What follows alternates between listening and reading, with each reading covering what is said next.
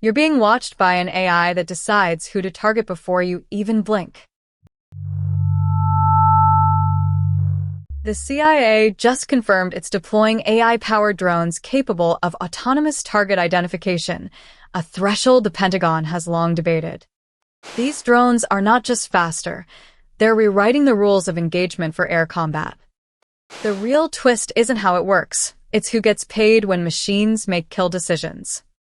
Defense giants like Lockheed and Raytheon are now racing to embed AI into every weapon system, but their secret weapon is actually Nvidia. Nvidia's AI chips are now the foundation for these lethal systems, but their profits don't come from weapons. While Raytheon sells drones, Nvidia is selling the brain that makes them deadly.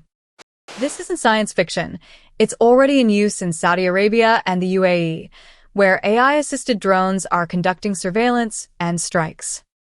And as governments embrace this tech, jobs in traditional defense roles are disappearing under the pressure of automation. Meanwhile, companies like Anduril are positioning themselves as the AI gatekeepers of national security. So the next war won't be fought with tanks or ships. It'll be won by the companies who control the intelligence behind the drones.